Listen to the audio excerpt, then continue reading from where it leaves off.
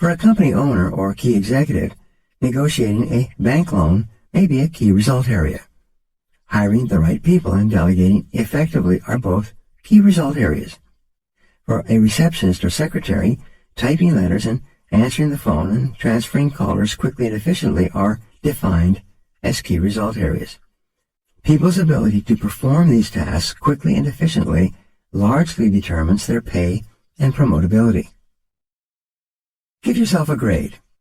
Once you have determined your key result areas, the second step is for you to grade yourself on a scale of 1 to 10, with 1 being the lowest and 10 being the highest, in each of these key areas. Where are you strong and where are you weak? Where are you getting excellent results and where are you underperforming? Rule: your weakest key result area sets the height at which you can use all your other skills and abilities. This rule says that although you could be exceptional in 6 out of 7 key result areas, poor performance in the 7th area will hold you back and determine how much you achieve with all your other skills.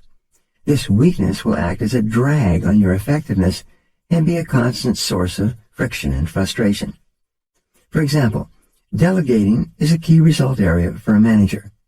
This skill is the key leverage point that enables a manager to manage and get results through others.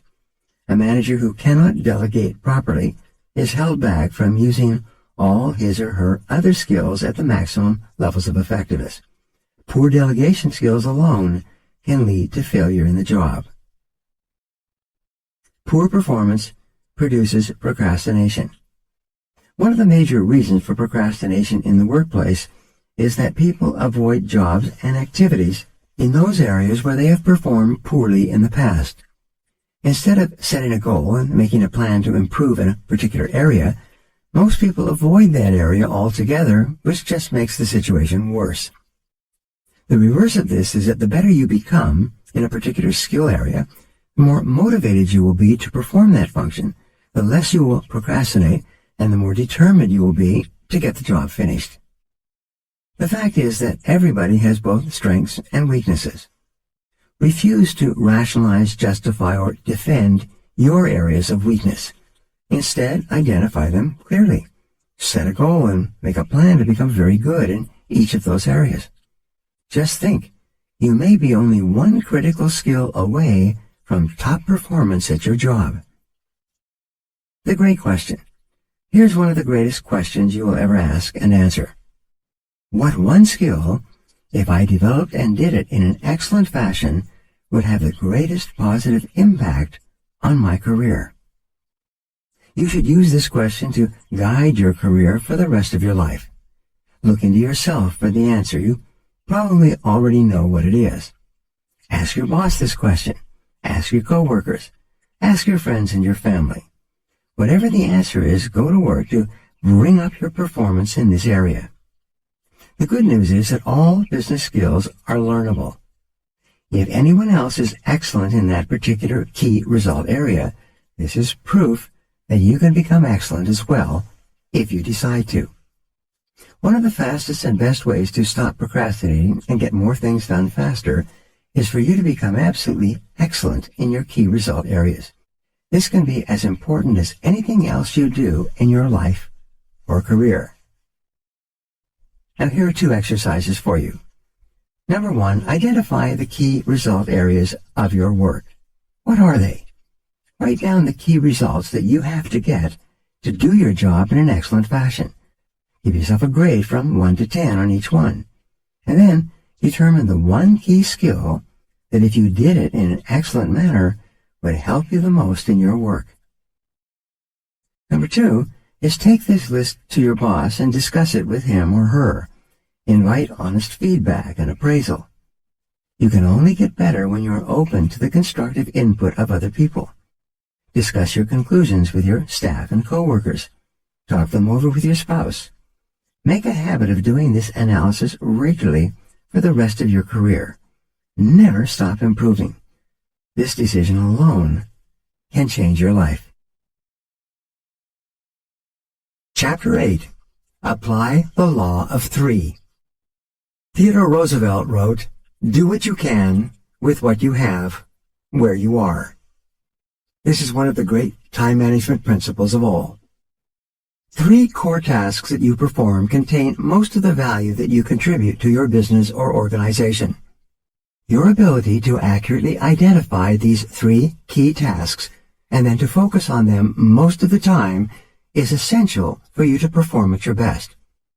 Let me tell you a true story.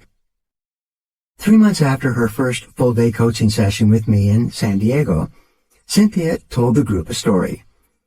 She said, "When I came here 90 days ago, you claimed that you would show me how to double my income and my time off within 12 months. This sounded completely unrealistic, but I was willing to give it a try. On the very first day, you asked me to write down a list of everything that I did over the course of a week or a month. I came up with 17 tasks that I was responsible for. My problem was that I was completely overwhelmed with work. I was working 10 to 12 hours per day, 6 days per week, and not spending enough time with my husband and my 2 young children. But I didn't see any way out. I had been working for 8 years for a fast-growing entrepreneurial company in the high-tech area, but there always seemed to be an overwhelming amount of work to do and never enough time. One thing all day long." She continued with her story. "Once I had made this list, you told me to ask this question. If you could only do one thing on this list all day long, which one task would contribute the greatest value to your company? Once I had identified that task, which was quite easy, I put a circle around that number. You then asked, if you could only do one more task on your list of key tasks, what would be the second activity that contributes the very most value to your company?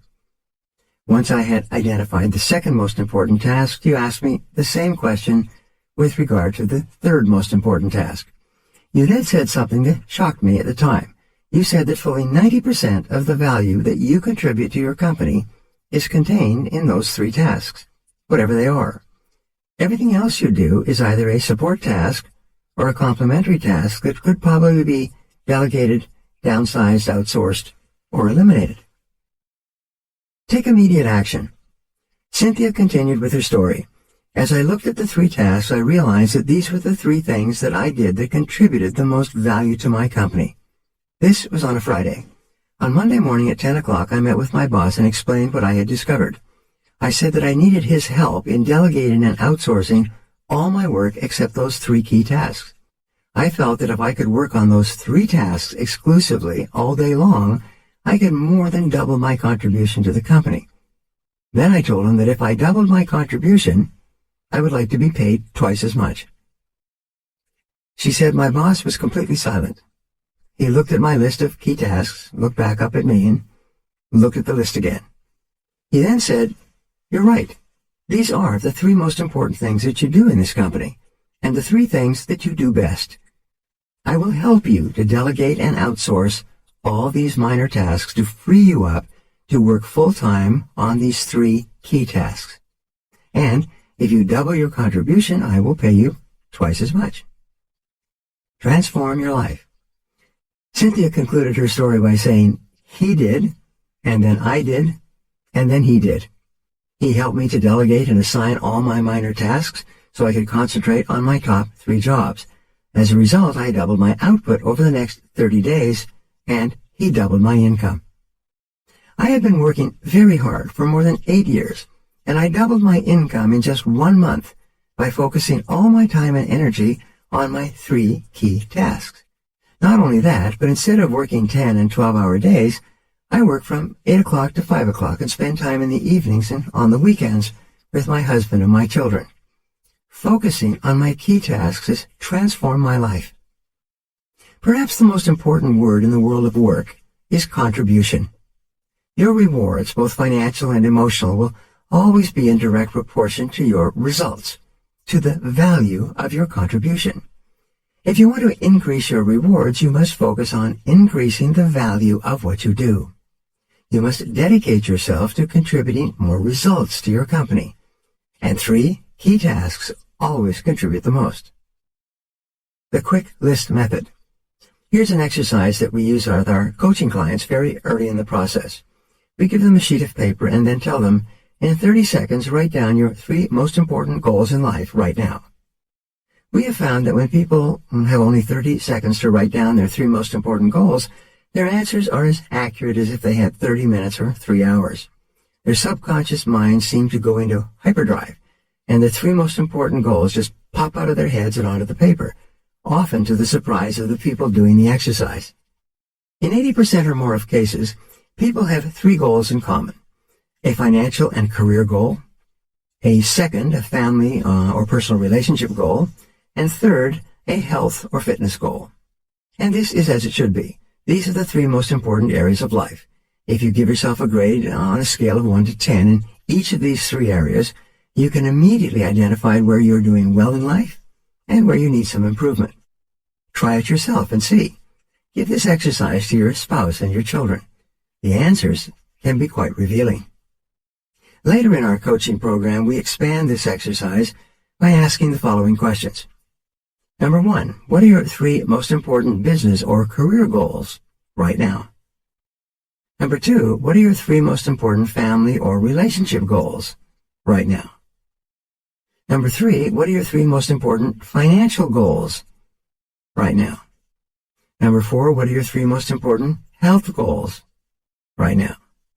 Number 5, what are your 3 most important personal and professional development goals right now? Number 6, what are your 3 most important social and community goals right now? And number 7, what are your 3 biggest problems or concerns in life right now? When you force yourself to ask and answer each of these questions in 30 seconds or less, you'll be amazed at the answers. Whatever your answers, they will usually be an accurate snapshot of your true situation in life at the moment. These answers will tell you what is really important to you. While you're setting goals and priorities, getting organized, concentrating single-mindedly on one task at a time, and disciplining yourself to complete your most important tasks, you must never forget that your ultimate goal is to live a long, happy, and healthy life. Time management is a means to an end. The main reason to develop time management skills is so that you can complete everything that's really important in your work and free up more and more time to do the things in your personal life that give you the greatest happiness and satisfaction. Fully 85% of your happiness in life will come from happy relationships with other people, especially those closest to you, as well as the members of your family.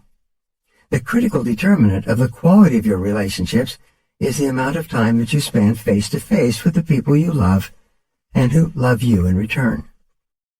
The purpose of time management, of eating that frog and getting more done in less time, is to enable you to spend more face time with the people you care about, doing the things that give you the greatest amount of joy in life.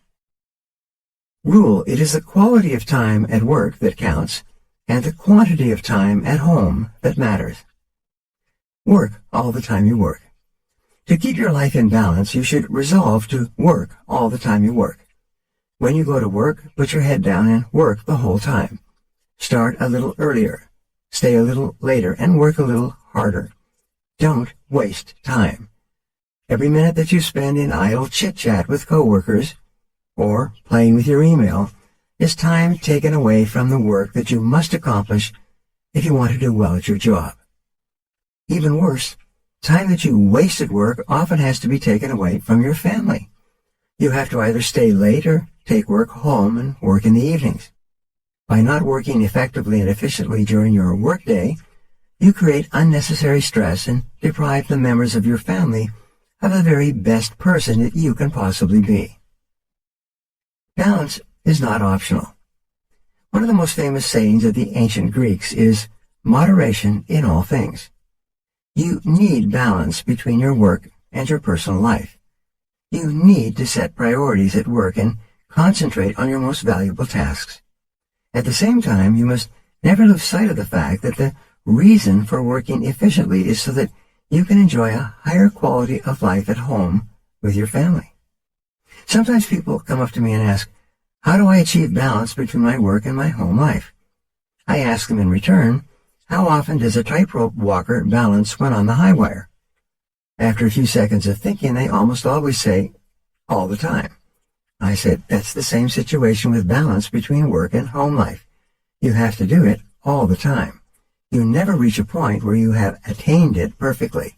You have to work at it. Your goal should be to perform at your very best at work, to get the very most done and enjoy the very highest level of rewards possible for you in your career. Simultaneously, you must always remember to smell the roses along the way. Never lose sight of the real reasons why you work as hard as you do and why you are so determined to accomplish the very most with the time that you invest. The more time you spend face-to-face with the people you love, the happier you will be. Now, here are 2 exercises for you. Number 1, determine the 3 most important tasks that you do in your work. Ask yourself, if I could only do one thing all day long, which one task would contribute the greatest value to my career? Do this exercise 2 more times. Once you have developed your big 3, concentrate on them single-mindedly all day long. Number 2, identify your 3 most important goals in each area of your life. Organize them by priority. Make plans for their accomplishment and work on your plans every single day. You'll be amazed at what you achieve in the months and years ahead. Chapter 9. Prepare thoroughly before you begin. James T. McKay once wrote, "No matter what the level of your ability, you have more potential than you can ever develop in a lifetime." One of the best ways for you to overcome procrastination and get more things done faster is to have everything you need at hand before you begin. When you are fully prepared, you are like a cocked gun or an archer with an arrow pulled back taut in the bow. You'll be amazed at what you can achieve in the months and years ahead. You just need one small mental push to get started on your highest value tasks. This is like getting everything ready to prepare a complete meal. You set all the ingredients out on the counter in front of you and then begin putting the meal together one step at a time. Begin by clearing off your desk or workspace so that you have only one task in front of you. If necessary, put everything else on the floor or on a table behind you. Gather all the information, reports, and details, papers, and work materials that you will require to complete the job. Have them at hand so that you can reach them without getting up or moving around. Be sure that you have all the writing materials, login information, access codes, email addresses, and everything else you need to start working and continue working until the job is done. Set up your work area so that it is comfortable, attractive, and conducive to working for long periods. Especially, make sure that you have a comfortable chair that supports your back and allows your feet to rest flat on the floor. Create a comfortable workspace. The most productive people take the time to create a work area where they enjoy spending time. The cleaner and neater you organize your work area before you begin, the easier it will be for you to get started and keep going. When everything is laid out neatly and in sequence, you'll feel much more like getting on with the job. It's amazing how many books never get written, how many degrees never get completed, how many life-changing tasks never get started because people fail to take the first step of preparing everything in advance. Launch toward your dreams. Once you have completed your preparations, it's essential that you launch immediately toward your goals. Get started. Do the first thing, whatever it is.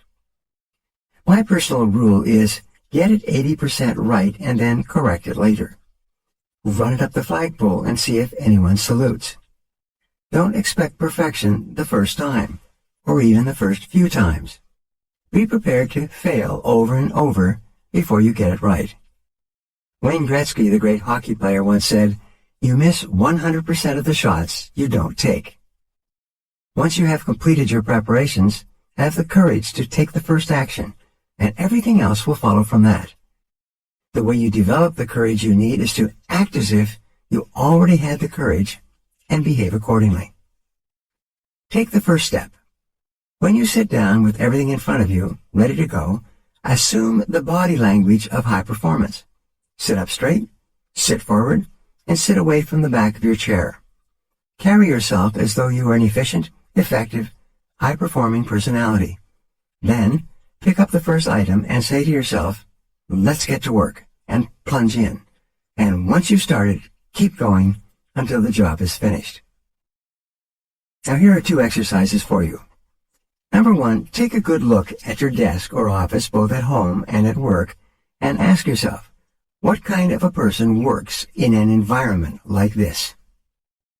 The cleaner and neater your work environment, the more positive, productive, and confident you will feel.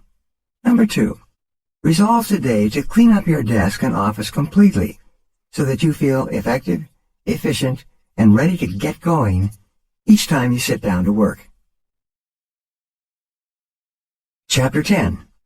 Take it 1 oil barrel at a time. Samuel Smiles wrote, "Persons with comparatively moderate powers will accomplish much if they apply themselves wholly and indefatigably to one thing at a time." There's an old saying that, by the yard it's hard, but inch by inch anything's a cinch.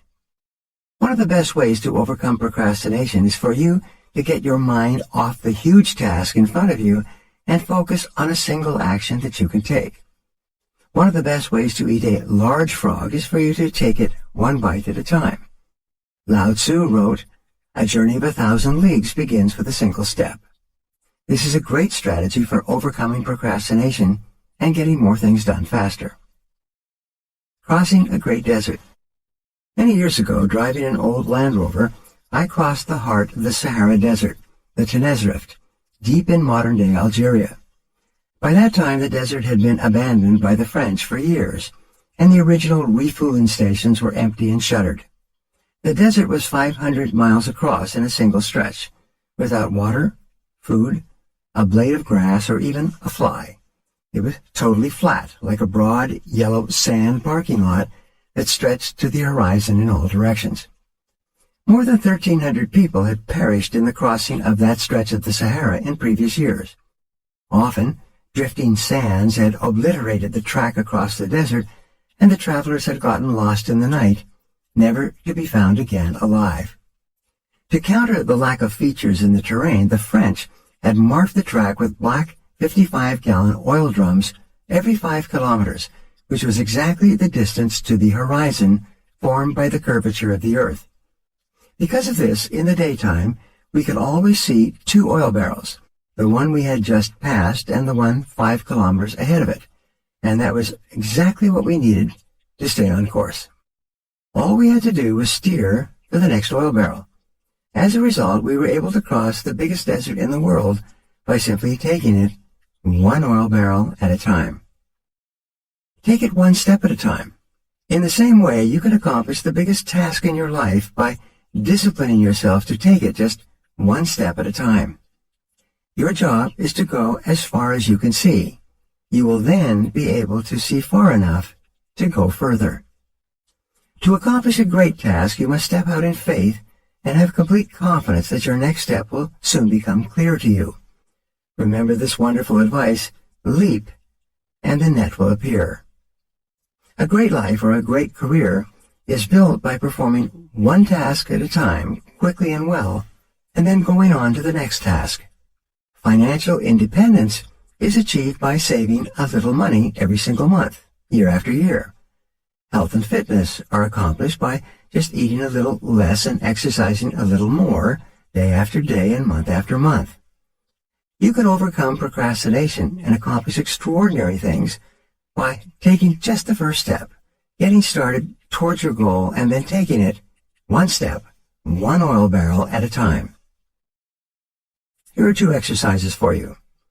Number 1, select any goal, task, or project in your life and on which you have been procrastinating, and make a list of all the steps you will have to take to eventually complete this task. Number 2, then just take 1 step immediately.